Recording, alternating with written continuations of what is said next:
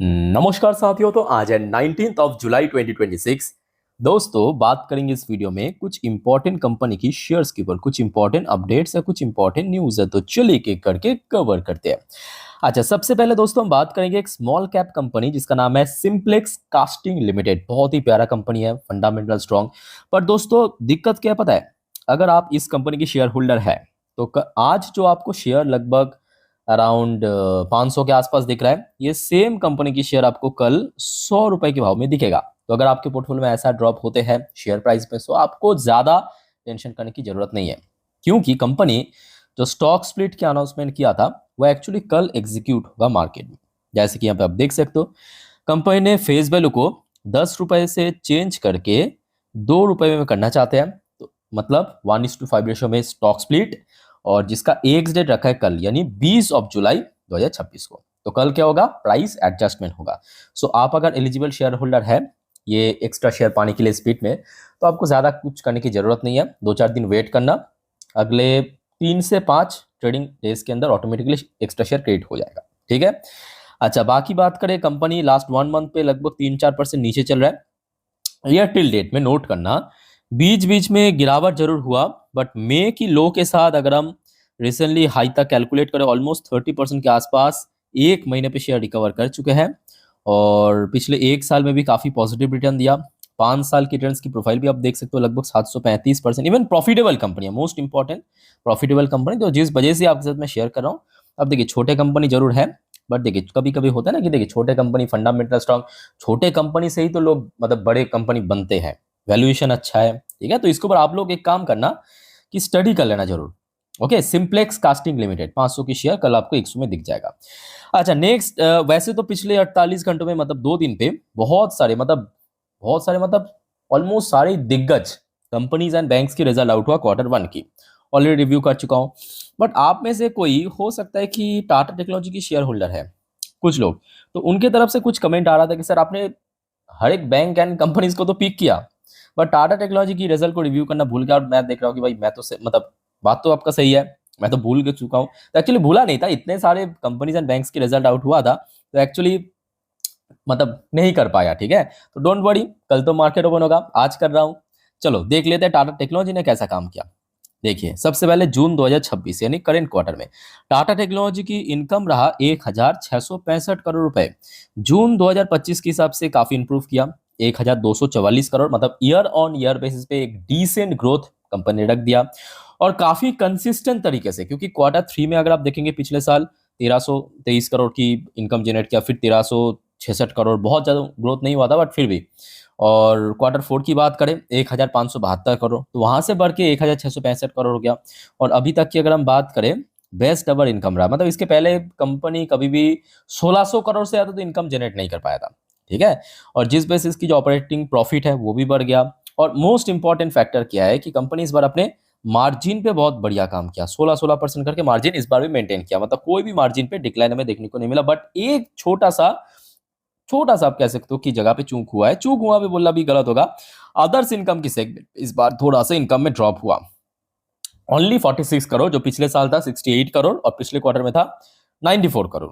और उसके बाद क्या हुआ कि कंपनी की जो नेट प्रॉफिट वो इस बार जनरेट किया कंपनी 181 करोड़, 181 करोड़ रुपीज, जो पिछले साल था 170 करोड़, यानी नियर अबाउट 4-5% बट के आसपास कंपनी ईयरली बेसिस पे ग्रोथ रखा है। बट हाँ, क्योंकि अदर्स इनकम की सेगमेंट पे थोड़ा सा डिक्लाइन हमें देखने को मिला, मार्जिन सेम था, इनकम इंक्रीज हुआ, बट अदर्स इनकम के कारण थोड़ा सा गैप हमें देखने को मिला। Q1 बेस पे 204 करोड़ की नेट प्रॉफिट इस बार Q1 पे ड्रॉप होके 181 करोड़ पे पहुंच चुका है। ओवरऑल बात करें, ठीक है, मैं कहूँगा फेयर रिजल्ट किया है। फेयर रिजल्ट किया आप कह सकते हो, ना एवरेज ना खराब तो आप कह नहीं सकते ऑब्वियसली, बट फेयर रिजल्ट आप कह सकते हो। ठीक है, अब देखना होगा कल सबसे पहली फैक्टर बाजार किस दिशा में ओपन होते हैं, जिस बारे में आज रात की 10:30 की वीडियो में आपको जानकारी दे दूंगा। दूसरा फैक्टर जियोपॉलिटिकल टेंशन, और तीसरा फैक्टर दोस्तों और मोस्ट इंपॉर्टेंट मैं कहूंगा, ब्रोकरेज कंपनी द्वारा कैसा रेटिंग एंड टारगेट दे रहा है, उसके ऊपर सब कुछ डिपेंड करेगा। ठीक है, तो ये 3 फैक्टर कल शेयर प्राइस को ट्रिगर करेगा। और अगर हम बात करें टेक्निकल व्यू से कि कहाँ पे रेजिस्टेंस या सपोर्ट है, तो फिलहाल देखिए, जब शेयर एकदम से रिकवर कर रहा था 8 जून, नोट करना 8 जून के दिन शेयर 780 तक पहुंच गया था, अराउंड 800 के लेवल पे। उसके बाद वहां से डिक्लाइन हुआ, मतलब शेयर में करेक्शन हुआ और लगभग नीचे 670 तक पहुंच गया था। तो इमीडिएटली ऊपर साइड में जो इमीडिएट रेजिस्टेंस है वही 780 से लेकर 800 की रेंज। उसके बाद देखा जाएगा, क्योंकि शेयर लिस्ट हुआ था लगभग 2-3 साल होने जा रहा है और शुरू से लेकर क्लोजिंग तक तो इसमें बैक टू बैक गिरावट ही देखने को मिला। बट हाँ भी, क्योंकि Tata technology basically data centre या टेक कंपनी और आज के डेट डिमांड बढ़ रहा है, तो हाल ही में हमने देखा कि टाटा टेक्नोलॉजी की शेयर बहुत मैसिवली रिकवर किया है, ऑलमोस्ट मोर देन 50%। ठीक है, तो कल इसके ऊपर नजर रखना। अच्छा, नेक्स्ट शेयर दोस्तों वरे एनर्जी। वरे एनर्जी की share last day almost 80% time negative में था और क्लोजिंग के समय पॉजिटिव में क्लोजिंग दिया। अच्छा, फिलहाल देखिए जो न्यूज निकल के आ रहा है, वरे एनर्जी सिक्योर ऑर्डर 212 मेगावाट की सोलर मॉड्यूल के ऊपर कंपनी को ऑर्डर मिला। इसमें एक्चुअली कंपनी की महारत हासिल है। और वरे एनर्जी की मैं कहूंगा, अभी भी जो लोग इस शेयर में एंट्री लेना चाहते हैं उनके लिए एक बढ़िया अपॉर्चुनिटी है। ऐसा मैं क्यों कह रहा हूं, क्योंकि देखिए वरे एनर्जी लिस्ट हुआ बहुत पुरानी बात नहीं है, 2024 में लिस्ट हुआ था नवंबर, उस टाइम में मैं कवर भी किया था। लिस्ट हुआ था कितने प्राइस में, आप देखिए नोट करना, 3100, 3000 के जस्ट ऊपर या बॉर्डर लाइन पे आप कह सकते हो, 3000 के आसपास। अच्छा, शुरू होते ही शेयर एकदम गिर गया था, क्योंकि उसके बाद लगातार एफआईएस की सेल ऑफ देखने को मिला। फिर बीच में जब शेयर रिकवर किया, शेयर अपना लाइफ टाइम हिट किया लगभग 3600 के ऊपर जाके, फिर बीच में फिर से गिर गया इसी साल जनवरी पे 2500। और शेयर कहीं ना कहीं दोस्तों आपको वही पुराने रेट में मिल रहा है, लगभग 2 साल पुराने, मतलब जब शेयर लिस्ट हुआ था वही सेम रेट में मिल रहा है। तो जो लोग पहले बाई किया था 1.5 साल 2 साल पहले, उनका भी कोई बहुत प्रॉफिट या नुकसान नहीं है। आज आप खरीद सकते हो तो भी आपको कोई प्रॉफिट और नुकसान, तो मतलब मेरे कहने का मतलब वही पुराने वाली प्राइस में ही आपको आज की डेट में शेयर मिल रहा है। और कंपनी की अगर हम बात करें दोस्तों, बहुत प्यारा कंपनी, इसमें कभी भी, मेरे बात यकीन कीजिए, कभी भी ब्रेकआउट हो सकता है। और ब्रेकआउट मतलब सॉलिड ब्रेकआउट हो सकता है, क्योंकि कंपनी बैक टू बैक अच्छा परफॉर्म कर, अब देखना होगा कि Q1 कैसा बीतता है। और वैल्यूएशन भी दोस्तों इसका बहुत तगड़ा हो चुका है, 22 की पी रेशियो, मतलब आप समझ पा रहे हो। ठीक है, और जो बड़े, एक्चुअली जो बड़े और लॉन्ग टर्म इन्वेस्टर्स है ना, वो यही सब शेयर को ढूंढते हैं। समझ आ रहा है मेरी बात? चलो आगे बढ़ते हैं। अच्छा, एंजल वन एक discounted brokerage company, recently company की रिजल्ट आउट हुआ था। रिजल्ट बहुत ही बढ़िया था, बढ़िया था मतलब पहले से तो बहुत इंप्रूव किया है। 64% की इस बार मार्जिन ग्रोथ रखा, रेवेन्यू पे 22-23% की ग्रोथ रखा। मार्जिन इंप्रूव करने के कारण 100% के ऊपर प्रॉफिट ग्रो कर गया, 100% exact earning per share grow कर गया, है ना। तो इसकी वजह एक और बहुत बड़ी फैक्टर है कि वही जो 2024 के एंड पे चुनाव के बाद हमारे जो सेबी की वो मैडम था, उनकी उल्टा सीधा रूल्स एंड रेगुलेशन पे स्ट्रिक्ट, बहुत ही स्ट्रिक्ट कर देना, तो कहीं ना कहीं इम्पैक्ट रहा था आपके ब्रोकरेज कंपनी या जितने भी कैपिटल मार्केट के शेयर। बट अब रिसेंटली हमने देखा बहुत सारे जो रूल्स एंड रेगुलेशन में काफ़ी सॉफ्ट एंड करने के कारण धीरे धीरे करके कंपनीज भी खेल पा रहा है।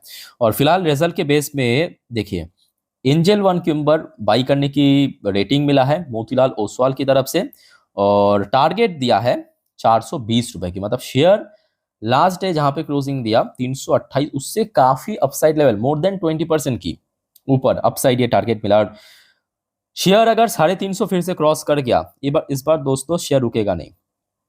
ठीक है, तो याद रखना। अच्छा, नेक्स्ट चलिए आईपीओ की कुछ जीएमपी फटाफट ने देख लेते हैं, कौन सा आईपीओ की कितना प्रीमियम चल रहा है। अच्छा, एक्सटर्नेट टेक्नोलॉजी 19% की प्रीमियम, श्री बालाजी माला 27% का प्रीमियम चल रहा है, गल्फ फ्लोराइड 20% की प्रीमियम, कैलिबर माइनिंग 27% की प्रीमियम, शॉर्ट फाइन भारत लगभग 7% से थोड़ा कम, एसबीआई फंड मैनेजमेंट 16% की अच्छी प्रीमियम चल रहा है, एल्पाइन टेक्स वर्ल्ड ऑलमोस्ट 1% की प्रीमियम, 1% से थोड़ा कम ही है, मिलवर्क टेक्नोलॉजी 117% की प्रीमियम चल रहा है ग्रे मार्केट में। बाकी ऑलमोस्ट लास्ट वीक में लिस्ट हो चुका है और कुछ आईपीओ आगे भी लिस्ट होगा। चलो आगे बढ़ते हैं दोस्तों अगले टॉपिक पे, बट जाने से पहले एक छोटा सा रिक्वेस्ट आप सभी को करूंगा। दोस्तों अगर आपको वीडियो अभी तक अच्छा लगा, इन्फॉर्मेटिव लगा, प्लीज वीडियो को लाइक करना और प्लीज दोस्तों चैनल को सब्सक्राइब करके जरूर रखिएगा इस प्रकार की जानकारी हमेशा पाने के लिए। और दोस्तों आज रात की 10:30 के वीडियो प्लीज मिस मत करना, जिस पर हम नेक्स्ट डे मार्केट प्रेडिक्शन, यानी कल मार्केट किस दिशा में मूव करेगा या शेयर मार्केट से रिलेटेड सारे जानकारी मैं आपको डिटेल में दे दूंगा। और उसके साथ साथ दोस्तों जो आपको मैं 2 दिन पहले कहा था, याद है ना, कि हमारे चैनल पे मेंबरशिप लॉन्च करेंगे जिसमें पोर्टफोलियो रिव्यू, स्पेशल टाइप की वीडियो, ऐसे बहुत सारे चीज़ होगा। तो आज रात में मैं आपको अनाउंसमेंट कर दूंगा, ठीक है, तो मिस मत करना रात की 10:30 की वीडियो। चलो आगे बढ़ते हैं दोस्तों। Hindustan aeronautics limited last day share बहुत ही क्रूशल पोजीशन को होल्ड करते हुए क्लोजिंग दिया और आज की डेट में एक इंपॉर्टेंट अपडेट देखिए। HL reveal Tejas mark 1S ELM 252 Esha radar mount hinting at a larger antenna then expected. अच्छा, इसका मतलब मैं आपको समझा देता हूँ।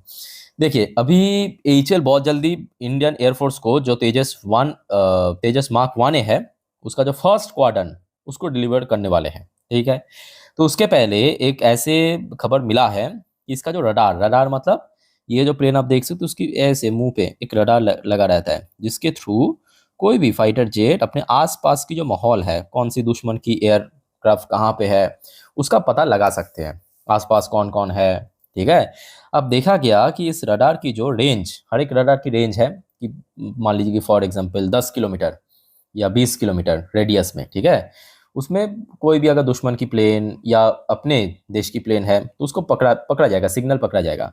तो पहले जो एस्टिमेट था, रिसेंटली एस्टिमेट किया गया है कि उससे ज्यादा, मतलब एक्सपेक्टेशन से ज्यादा इसका रेंज हो चुका है। तो ऑब्वियसली बहुत अच्छी बात है ना, एक्सपेक्टेशन से ज्यादा अगर रेंज पकड़ता है तो और भी अच्छी बात है, ताकि और दूर दूर का चीज भी हम पकड़ पाएंगे। तो ये दोस्तों एक बहुत इंपॉर्टेंट अपडेट था। बाकी टेक्निकल व्यू से अगर हम बात करें तो एचएल लास्ट डे जिस पोजीशन को होल्ड करते हुए क्लोजिंग दिया, very very crucial, very very important, इसको होल्ड करना जरूरी है। इनकेस अगर होल्ड कर गया तो further upside 4800 and then 5000। In case अगर होल्ड नहीं कर पाया तो नीचे की तरफ वही 4400, 4300, इसी रेंज के आसपास सपोर्ट मिल सकता है। क्लियर।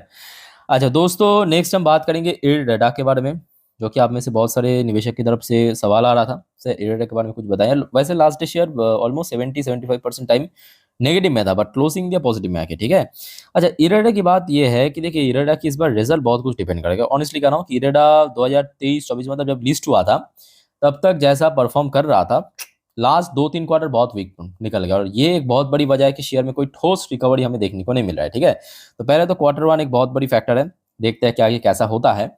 दूसरी तरफ दोस्तों, अब देखिए पीएसयू सेक्टर या पीएसयू मतलब सरकारी, ऑलमोस्ट 80% शेयर अभी नीचे चल रहा है, 20% के अलावा। ठीक है, और ये भी मैं कहूँगा साथ में, क्योंकि 2029 में फिर से लोकसभा चुनाव है, तो जैसे कि अक्सर होता है हर एक लोकसभा चुनाव के ठीक 1.5-2 साल पहले से ही जो सरकारी कंपनी की शेयर उसमें मूवमेंट आना शुरू हो जाता है। तो बस आप थोड़ा सा वेट कर जाइए, सिर्फ 1 साल 2027 की सेकेंड हाफ तक आराम से रिकवर कर जाएगा। ठीक है, अच्छा वैसे दोस्तों कल तो हमने देखा था, मतलब सैटरडे के दिन भारत की कुछ तमाम बैंक की रिजल्ट आउट हुआ था, मोस्टली आपको मैं दे चुका था। और येस बैंक दोस्तों मैं कहूँगा इस बार बहुत बढ़िया काम कर दिया। जिनको पता है चलो बढ़िया, जिनको पता नहीं है थोड़ा सा देख लीजिए। येस बैंक की इस बार क्या खास बात है कि Yes Bank back to back अपने पिछले वो जो लगभग 10 साल पुराने फॉर्म में लौट रहा है।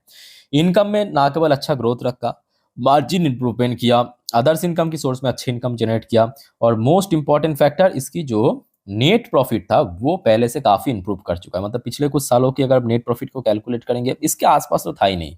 जो मतलब येस बैंक हम जानते थे 2016-15 की बात है, वो येस बैंक कहीं ना कहीं फिर से लौटता हुआ नजर आ रहा है। उसके साथ साथ इसका जो NPA, gross NPA, net NPA की परसेंटेज भी बहुत इंप्रूव कर गया पहले से। ठीक है, तो कल येस बैंक की शेयर इंपॉर्टेंट है। उसके साथ साथ जितने भी बैंक है, मतलब रिजल्ट आउट हुआ था, चाहे HDFC bank, axis bank, Kotak bank, yes bank, आपके आईडीबीआई, पीएनबी, रिलायंस, सब नजर रखना। ठीक है, अच्छा वैसे दोस्तों रिजल्ट की जब बात कर ही रहा हूँ, याद रखना कल 20 तारीख पेटीएम, अल्ट्राटेक सीमेंट जैसे तमाम बड़े कंपनी की रिजल्ट आउट होगा। इसके अलावा और भी कंपनी की रिजल्ट आउट होगा, सो डोंट वरी, आप बस चैनल को सब्सक्राइब करके रखिए सर, मैं आपको कल आते ही दे दूंगा रिजल्ट।